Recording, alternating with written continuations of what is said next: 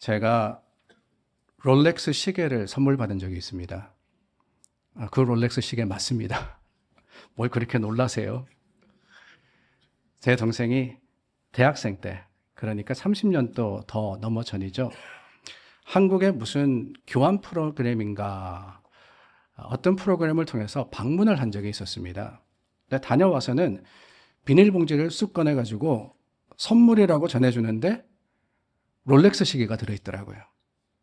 이게 뭐냐 그랬더니만 동대문인가 남대문 시장을 갔는데 길가에 널어놓고 팔고 있는 것을 몇천 원 주고 샀다는 겁니다. 그러면서 형 가져 선물을 주는 것이었죠. 여러분 짐작하시는 대로 짝퉁입니다. 짝퉁. 그런데 한국인의 기술력이 대단한 게 아무리 꼼꼼하게 살펴봐도 진짜와 똑같이 생긴 거예요. 뭐 돋보기를 가지고 꼼꼼하게 살피면 다르다 하지만 맨눈으로 봐서는 얼핏 차이를 구분할 수 없을 정도로 정교하게 만드는 가품이었습니다.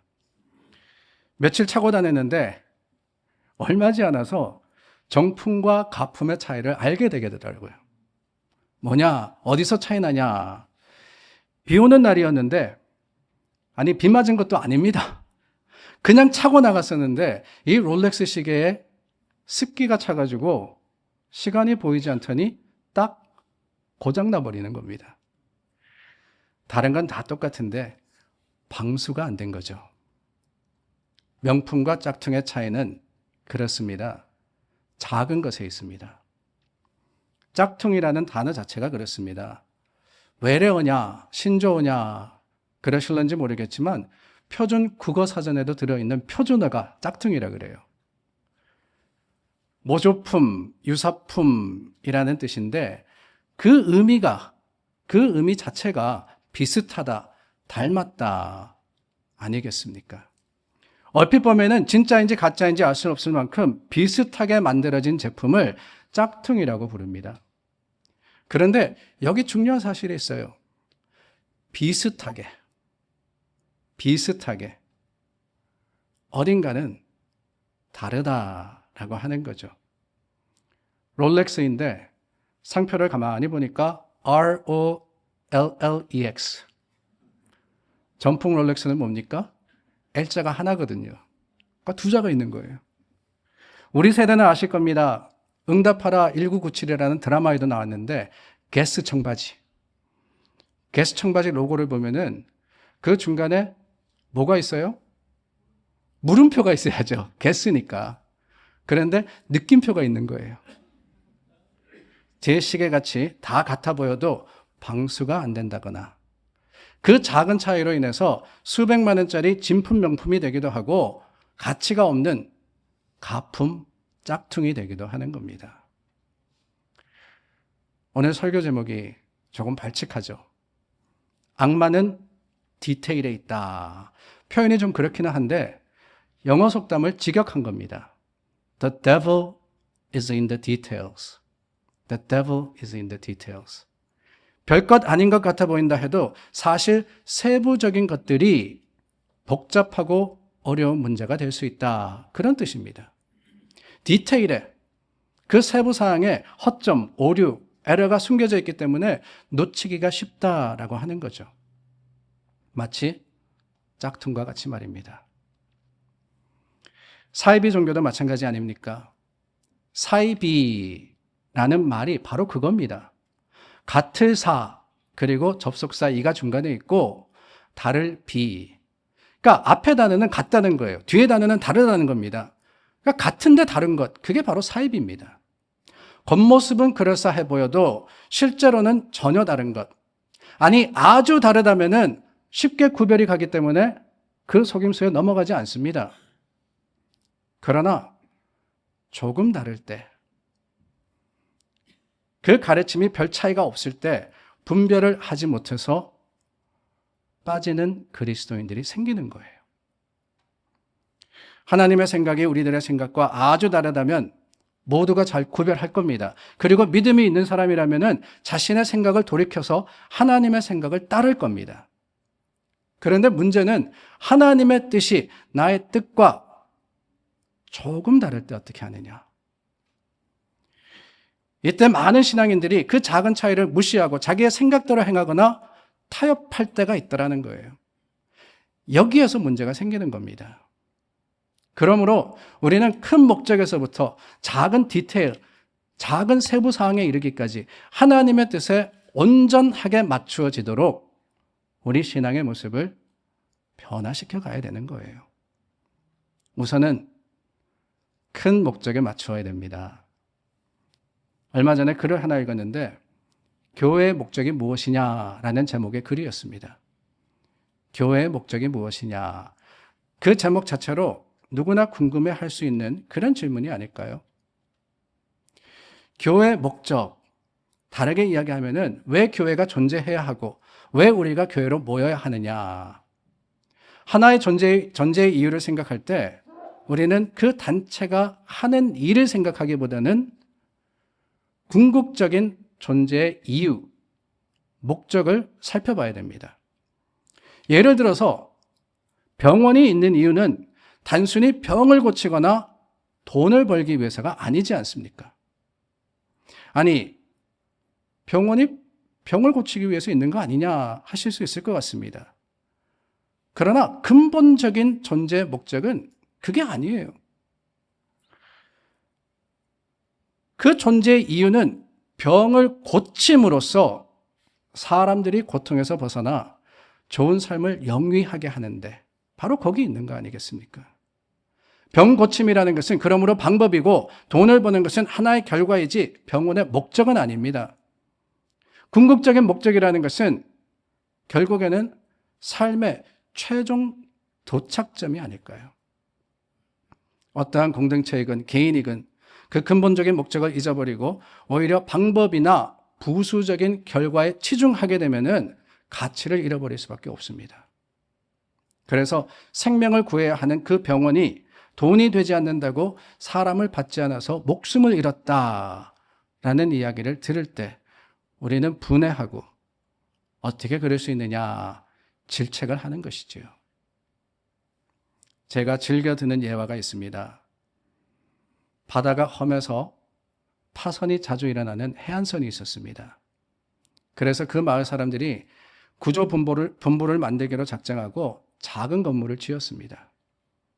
처음에는 낡은 구조선 한 대와 몇 사람이 발런티어, 자원해서 난파된 사람을 구조하기 시작했습니다. 자신의 생명을 내어놓고 그 구조라는, 구원이라는 목적을 가지고 열심히 일합니다. 그런데 시간이 지나자 이 구조본부가 유명해지기 시작했어요. 많은 사람들을 구했다, 좋은 일을 한다, 알려지기 시작하자 사람들이 기부를 해서 새로운 시설을 마련하고 더 큰, 더 좋은 건물을 짓게 되었습니다. 구조선도 여러 대 구입하게 되었죠. 그런데 유명해지자 많은 사람들이 모이게 되자 시간이 지날수록 이 본부가 구조를 위해서 존재하는 게 아니라 사람들의 친교와 모임을 위해서 있게 되어버렸습니다. 그러니까 구조본부가 아니라 사교회관처럼 되어버린 거죠. 그 동네 사람들도 처음에는 자원에서 구원에 힘썼지만은 더 이상 위험을 무릅쓰기 싫어해서 결국에는 돈을 주고 전문 구조원들을 고용하게 되었습니다. 그러던 어느 날 큰 배가 근안에서 파선하였고 전문 구조원들이 물에 빠진 사람들을 구조해서 본부로 데리고 오게 되었습니다. 그런데 그 동네 사람들 중에 자신들이 모여서 사교를 즐기는, 친교를 즐기는 그곳이 난민들로 가득 차게 된 것을 싫어하는 사람이 있었습니다. 한 사람이 일어나 이야기합니다. 만일 이런 사람들이 계속해서 들어오게 되면은 우리 구조본부는 더 이상 그 비용을 감당할 수 없게 됩니다. 오히려 그 돈을 낡은 건물을 보수하고 증축하는 데 사용합시다. 그러자 또 어떤 사람이 일어나서 이야기합니다. 우리가 가진 능력에 한계가 있지 않습니까? 그러므로 이들 중에 골라서 우리 유명한 구조소를 위해서 도움이 될 만한 사람들만 우리가 받읍시다.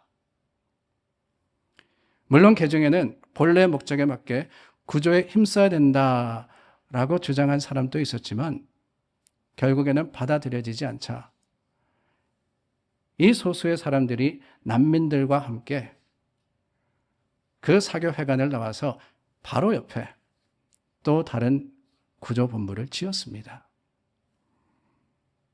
그러나 여러분, 이 새 구조본부도 얼마지 않아서 이전 본부와 같이 구조가 아니라 사교에 더 치우치고 맙니다. 이런 패턴이 수십 년 동안 반복되었고 그 해변에는 결국에는 구조본부가 아니라 사교회관들만 쭉 늘어서고 말았다고 하죠. 아직도 그 해변가엔 파선이 잦지만 사람들은 더 이상 구조받지 못하고 물에 빠져 죽어갑니다. 잔 맥카트라는 분의 교회 역사의 예화, An Illustration of the History of the Church라는 그런 제목의 이야기입니다. 존재의 목적을 잃어버린 교회, 변질된 교회의 모습을 잘 지적한 이야기가 아닌가라는 생각이 들어요. 여러분, 교회의 목적이 무엇입니까? 우리가 왜 여기에 모입니까? 교회의 궁극적인 목적, 우리가 이곳에 하나님의 이름으로서 모이는 이유는 다름이 아닙니다. 복음 전파예요. 복음 전파. 누가복음 4장 43절 말씀에 예수님께서 말씀하셨습니다. 내가 다른 동네에서도 하나님 나라의 복음을 전하여야 하리니 나는 이 일을 위하여 보내심을 받았노라. 이 일을 위하여 보내심을 받았노라. 예수님이 이 세상에 오신 목적이 뭐냐? 복음 전파였습니다. 생명 구원이었다는 거예요. 주님의 오신 목적이 복음의 전파라면 주님의 몸된 교회의 목적이 무엇이어야 하느냐? 다름이 아니죠.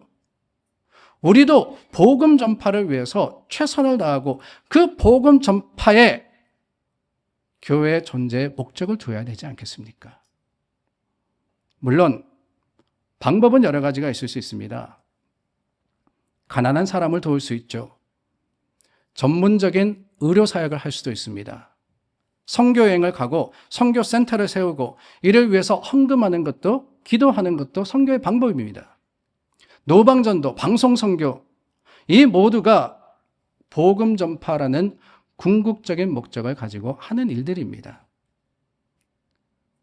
그러나 중요한 것은 궁극적으로 무슨 일을 하든 복음 전파라는 목적을 가질 때 그 큰 목표만이 아니라 작은 일에 있어서까지 우리는 하나님의 온전하게, 그 하나님의 뜻에 합당하게 행할 수 있는 믿음의 담대함이 있어야 하는 거예요. 우리가 잘 아는 바울도 복음 전파라는 사명에 있어서는 주님과 한 마음이었습니다. 평생 선교를 위해서 산 사람이잖아요. 그러나 바울의 생각과 하나님의 생각이 조금 다를 때가 있었습니다. 2차 선교여행을 준비할 때 바울은 복음을 전하기 위해서 아시아로 가기를 원했습니다. 그런데 하나님이 아시아로 못 가게 하시는 거예요. 사도행전 16장 6절 말씀입니다. 성령이 아시아에서 말씀을 전하지 못하게 하시거늘.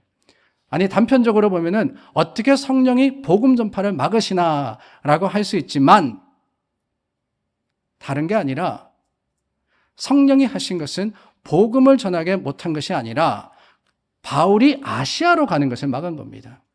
복음 전파라는 목적에 있어서는 동일하였지만은 그 방법과 그 수단에 있어서는 달랐다는 거죠. 아니, 바울이 심지어 여러 지역을 다니면서 방법을 찾아봤지만 16장 7절 말씀에 가서는 이렇게 말씀하십니다. 무시아 앞에 이르러 비두니아로 가고자 애쓰되 예수의 영이 허락지 아니하시는지라. 원했습니다. 바랬습니다. 실제로 애썼습니다. 그러나 그게 하나님의 방법이 아니었어요. 하나님은 바울이 아시아가 아닌 유럽으로 가기를 원하셨고 그를 그곳을 향해서 인도하셨던 겁니다. 결국에 바울이 어떻게 합니까? 하나님의 뜻에 순종하지 않습니까? 자기의 생각과 달랐지만은 하나님의 생각에 자신의 생각을 맞추어서 마게도냐, 지금의 그리스입니다. 그 마게도냐로 넘어가서 복음을 전하고 교회를 세우게 되었습니다. 하나님의 생각과 우리의 생각이 다를 때 어떻습니까? 작은 것에 이르기까지 하나님의 뜻에 내 뜻을 맞추어야 하는 거예요. 맞추지 않으면 위험합니다. 바울이 고집하여서 그래도 소아시아로 갔다면 아마 지금의 바울은 없었을는지도 모릅니다. 거기에 교만과 자기 주장이라는 위험이 도사리고 있기 때문에 말입니다. 에덴 동산에서 사탄이 하와에게 한 말입니다. 동산 모든 나무 실과를 먹지 말라 하시더냐? 하나님께서 너더러 동산 모든 나무의 그 과실을 먹지 마라 금하셨느냐 물었습니다. 하와가 대답하죠. 하나님의 말씀에 너희는 먹지도 말고 만지지도 말라. 너희가 죽을까 하노라. 죽을지도 모른다. 모른다라고 했습니다. 그러나 여러분, 실은 하나님은 선악을 알게 하는 나무의 열매는 먹지 말라. 내가 먹는 날에는 반드시 죽으리라 라고 하셨습니다. 반드시 죽으리라, 죽을까 하노라 비슷하죠. 그런데 같습니까? 아니에요. 하나님의 말씀이 하와의 생각을 따라서 조금 달라졌습니다. 그 조금의 차이가 엄청난 결과를 불러왔어요. 말씀대로였다면 영원한 생명이었을 텐데 차이가 나니 죄가 들어왔고 죽음이 왔던 것입니다. 주님 생각과 같으면 문제가 없어요. 그냥 따르면 되니까요. 많이 달라도 문제가 심각하지는 않습니다. 내 생각을 버리고 하나님을 따르면 되니까. 그런데 조금 다를 때 문제가 돼요. 그때 순종하기는 그렇게 쉽지 않습니다. 별 차이 없다고 무시해버리고, 아니 이 정도면 괜찮지 않을까 타협해버리는 게 그게 우리의 본성입니다. 그러나 여러분, 아무리 작은 차이라 할지라도 하나님의 뜻이 아니라면은 내 생각을 버리고 주님의 생각을 따르는 사람들이 훌륭한 진품 명품 신앙인 아니겠어요? 그리스도인에게 생각을 바꾼다, 하나님을 따른다라고 하는 것은 그렇습니다. 큰 목적만이 아니라 세밀한 부분까지 하나님의 방법을 따르기로 하는 결단입니다. 오늘 본문 말씀을 보시기를 바랍니다. 21절에 나더러 주여 주여 하는 자마다 다 천국에 들어갈 것이 아니요 라고 했죠. 주여 주여. 여러분, 충청도에서는 모든 표현을 이이라는 한마디로 할 수 있다라는 말을 듣고 정말 많이 웃었습니다. 이이.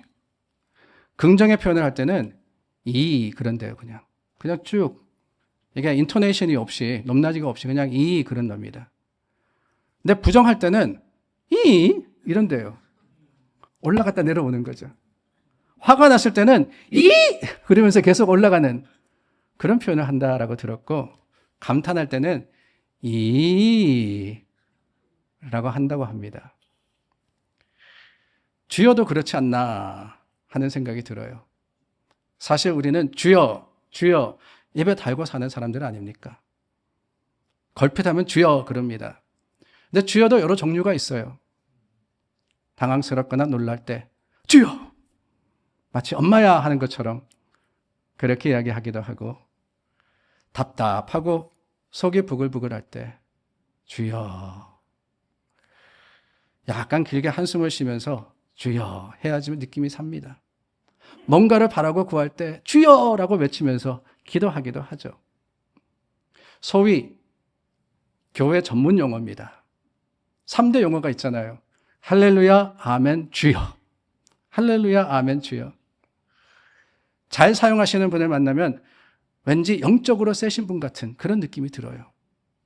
그런 분들 앞에 서면 나도 모르게 주눅이 듭니다. 그런데 이렇게 주님의 이름을 입에 달고 부르고 살아가는 그리스도인들 중에도 천국에 들어가지 못할 사람들이 있다고 하시는 거예요. 그것만이 아닙니다. 22절과 23절은 계속해서 주의 이름으로 선지자 노릇하며 주의 이름으로 귀신 쫓아내며 주의 이름으로 권능을 행해도 못 들어갈 수 있다라고 하셔요. 놀랄 일이 아닐 수가 없습니다. 겉으로 거룩해 보이는 정도가 아니라 실제로 주님의 이름으로 큰 일을 하더라도 천국에 못 들어갈 수 있다? 그렇다면 뭐냐? 21절 후반절에 보니까 다만 하늘에 계신 내 아버지의 뜻대로 행하는 자라야 들어갈 수 있다라고 하십니다. 다만 only라고 했어요. only. 유일한 길, 이것밖에 없다고 하시는데 그 조건은 바로 하나님의 뜻대로 틀림이 없이 행하는 것이다 라고 하시는 겁니다. 말씀에 온전하게 100% 순종하는 것이라고 하는 거죠. 그런데 여러분, 여기에 여전히 문제가 있습니다. 그렇다면은 하나님의 말씀, 그 뜻이 뭐냐? 주여 부르는 것과 주님의 이름으로 사역하는 것, 그것도 하나님이 원하시는 것이 아니라면은 우리가 교회로 모여서 하는 일들인데 그럼에도 천국 들어갈 수 없다면은 이건 불가능 아닙니까? 항변할 수 있지 않겠어요? 누가 들어갈 수 있겠어요? 여기에 그 답이 있습니다. 22절 말씀해 보니까 천국 가지 못함을 너무 억울해하며 이들이 주님 앞에 호소했어요. 참 재미있는 게 21절 말씀에 나더러 주여 주여 하는 자가 다 천국에 들어가지 못한다 그랬는데 22절에 보니까 많은 사람들이 뭐라 그랬어요?